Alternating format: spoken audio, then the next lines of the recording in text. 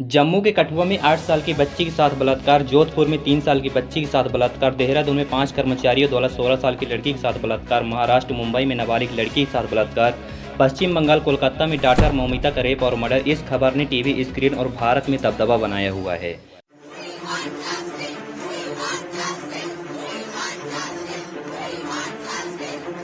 दरअसल ये कोई पहली और आखिरी घटना नहीं है। 2 kindergarten girls, one 3 years old and one 4 years old, were raped. देश भर में मासूम बच्चियों और महिलाओं के साथ बलात्कार, हत्या, एसिड फेंकने जैसी घटनाएं लगभग रोज पढ़ने को मिल जाती हैं। बलात्कार के पहलुओं पर गौर किया जाए तो कुछ प्रमुख कारण सामने आते हैं और इसकी सबसे पहली वजह है फैलता नशा। नशा आदमी की सोच को विकृत कर देता है, उसका स्वयं पर नियंत्रण नहीं रहता और उसकी गलत दिशा में बहकने की संभावनाएं 100% बढ़ जाती हैं। ऐसे में कोई भी स्त्री उसे मात्र एक शिकार ही नजर आती है और इसी नशे की वजह से दामिनी और गुड़िया शिकार हुई थी। अभी तक की सारी रिपोर्ट देखी जाए तो 85% मामलों में नशा ही प्रमुख कारण रहा है। हमारे देश में नशा ऐसे बिक रहा है जैसे मंदिरों में प्रसाद। आपको हर 1 किलोमीटर में मंदिर मिले ना मिले पर शराब की दुकान आपको जरूर मिल जाएगी। और शाम को तो लोग शराब की दुकान की ऐसी परिक्रमा लगाते हैं, अगर वो नहीं मिली तो प्राण सूख जाएंगे।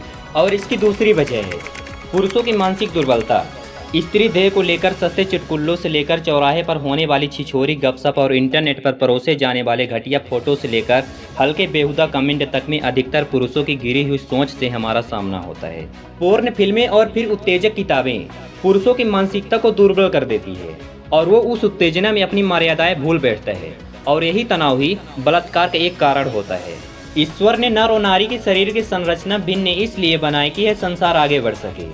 परिवेश में घुलती अनैतिकता और बेशर्म आचरण ने पुरुषों के मानस में स्त्री को मात्र भोग ही निरूपित किया है। यह आज की बात नहीं है, बल्कि बरसों बरस से चली आ रही एक लिजलिजी मानसिकता है जो दिन प्रतिदिन फैलती जा रही है। हमारी सामाजिक मानसिकता भी स्वार्थी हो रही है। फलस्वरूप किसी भी मामले में हम स्वयं को शामिल नहीं करते और अपराधी में व्यापक सामाजिक स्तर पर डर नहीं बन पाता। और इसकी तीसरी वजह है महिलाओं का कमजोर आत्मविश्वास। महिलाओं का अगर आत्मविश्वास प्रबल हो तो कोई भी पुरुष उनसे टक्कर नहीं ले सकता। महिलाओं को शारीरिक रूप से सबल बनाना चाहिए और वो मन में भी खुद को मजबूत समझे। विपरीत परिस्थितियों से लड़ने की ट्रेनिंग उन्हें बचपन से ही मिलनी चाहिए। हमारा समाज लड़कियों की परवरिश इस तरह से करता है, लड़की खुद को कमजोर और डरपोक बनाती चली जाती है। हमें अपनी बेटियों को निडर बनाना चाहिए। महिलाओं को अपने साथ अपनी सुरक्षा के साधन हमेशा साथ रखने के लिए उन्हें जागरूक करना चाहिए। महिला अगर डरी सहमी खुद को लाचार समझती है तो उसे परेशान करने वालों का विश्वास कई गुना बढ़ जाता है। महिला की बॉडी लैंग्वेज हमेशा आत्मविश्वास से भरपूर होना चाहिए। अगर भीतर से सुरक्षित महसूस करे तब भी अपनी बेचैनी से उसे जाहिर न होने दे। और इसकी चौथी वजह है एकांत में मवालियों का अड्डा। गाँव और शहर में सुनसान खंडहरों में बरसों तक कोई सूद नहीं लेता है, तब यह जगह आवारा और आपराधिक किस्म के लोगों की समय गुजारने की स्थली बन जाती है।